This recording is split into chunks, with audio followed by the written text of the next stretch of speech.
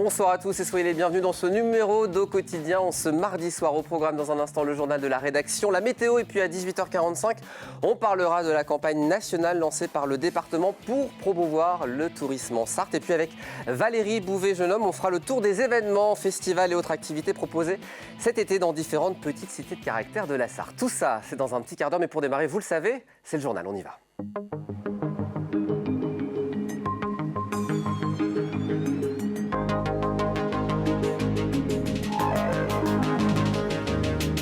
Votre journal présenté ce soir par Anthony Piton. Bonsoir cher Anthony. Bonsoir Aurélien, bonsoir à tous. Au sommaire de cette édition, des usagers en colère. Ils demandent le maintien des urgences de Saint-Calais. Une mobilisation a eu lieu ce mardi matin devant le centre hospitalier. Les parents adhérents de l'ADAPI montent au créneau face au conflit social qui pèse sur l'association et réclament le report de l'Assemblée générale. Carnet de campagne avec la réunion publique des candidats aux élections départementales de la majorité présidentielle à Montval-sur-Loire. Et puis du spectacle en plein air avec Le Mans fait son cirque qui fait son grand retour à partir de vendredi. On en parlera avec notre invité Richard Fournier, le directeur artistique du pôle régional Cirque Le Mans. Mais démarrons ce journal avec cette mobilisation pour sauver les urgences de Saint-Calais. 45 minutes, c'est le temps qu'il faudra aux habitants de Saint-Calais pour trouver des urgences si celles de leur commune ferment. Impensable pour les usagers qui se sont rassemblés devant le centre hospitalier ce mardi matin. Hélène Galliana. Pour certains habitants, il y avait comme une sensation de déjà-vu en manifestant devant les urgences de Saint-Calais. En 2018, déjà, ils s'étaient mobilisés pour sauver ce service de l'hôpital. Ce mardi matin, une centaine de personnes s'est rassemblée pour dénoncer leur possible fermeture. C'est vital. Moi, j'y viens, j'y suis encore venu deux fois cette année. Je bricole, je me coupe, on n'a pas de rendez-vous chez le médecin, donc on vient aux urgences. C'est automatique. J'ai fait toute ma carrière en pharmacie. S'il n'y avait pas eu les urgences, combien de fois on envoie les gens aux urgences les gens ne se rendent pas compte de leur gravité et s'il n'y a plus d'urgence là, ils n'iront pas se soigner au Mans. Ils préféreront rester chez eux, quitte à mourir. Moi, ma mère a 88 ans, elle préférerait rester chez elle, sans rien dire, que d'aller jusqu'au Mans. Actuellement, les urgences de Saint-Calais disposent d'un seul médecin urgentiste titulaire, alors qu'il en faudrait plus de 4 pour que le service tourne normalement. C'est une sécurité pour la population. Nous sommes à plus de 30 minutes de tout centre disposant d'urgences, si ça ferme. Il y aura une zone blanche entre Saint-Calais et Château-du-Loir et qui sera dépourvue de secours pouvant se rendre en moins de 30 minutes au Mans ou à Vendôme. Il n'y a aucun doute sur la volonté de l'ARS de fermer les urgences. Donc à partir de ce moment-là, il n'y a aucun doute de notre part sur la nécessité de se mobiliser. La prochaine étape immédiatement, c'est la réunion du conseil de surveillance où nous allons essayer de rencontrer l'ARS et le GHT.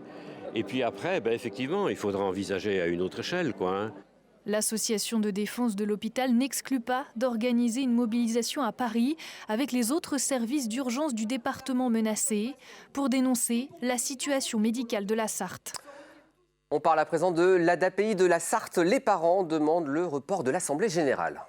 Oui, et déjà un mot du contexte. L'association qui prend en charge les personnes en situation de handicap mental est enlisée dans un conflit social depuis plus de 6 mois. Le personnel est en grève illimitée contre le projet de la direction, supprimer les congés trimestriels. Et face à cette situation, un groupe de parents adhérents de l'association s'est constitué et il compte bien se faire entendre lors de la prochaine AG. Reportage. Ils suivent de très près l'évolution du conflit social à l'ADAPI. Ces parents d'handicapés mentaux s'organisent depuis plusieurs semaines déjà pour tenter de se faire entendre. On a monté de fait un collectif pour dire oui, les familles sont quand même aussi intéressées par ce qui se passe dans la vie sociale de nos établissements parce que ça impacte en fait le bien-être des résidents puis de l'accueil des résidents, Leur inquiétude que la suppression des congés trimestriels engendre une dégradation des conditions de prise en charge des résidents.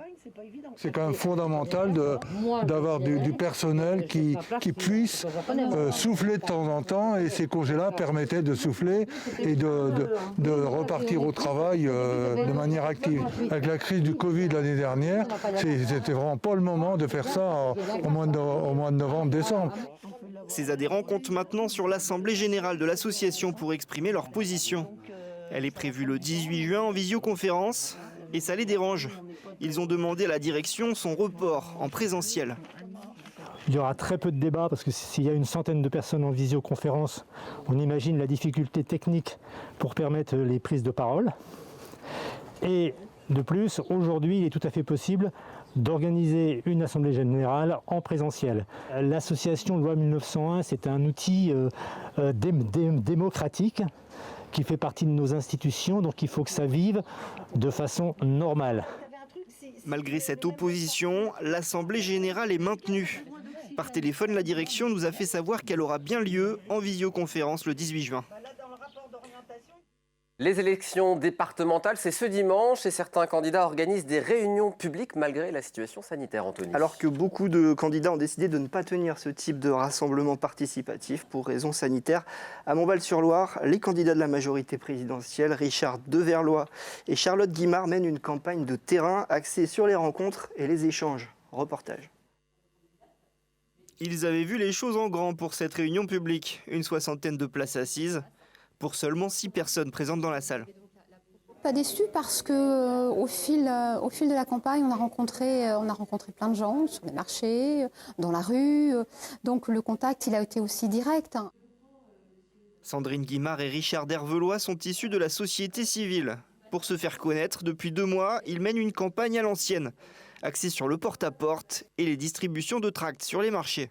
Ça permet de voir un petit peu comment les gens réagissent quand vous leur dites je me présente pour les élections locales. Bon, il y a un peu de surprise, mais il y a aussi le fait que les gens voient que l'on est investi dans quelque chose et qu'on est nouveau et qu'on veut apporter un autre regard sur la politique. Mais bon, l'important dans tout ça, c'est que au travers de notre démarche, c'est que les gens reviennent vers les urnes. Les 2 candidats ont reçu le soutien de la députée Pascale Fontenelle-Personne. Ils seront opposés à 4 autres binômes pour les élections des 20 et 27 juin. Et en face de ces 2 candidats sur le canton de Montval-sur-Loire, les candidats de la majorité départementale Ensemble pour la Sarthe, ceux du Rassemblement national, ceux de la Sarthe à gauche et du collectif uni pour une Sarthe solidaire, citoyenne et écologique.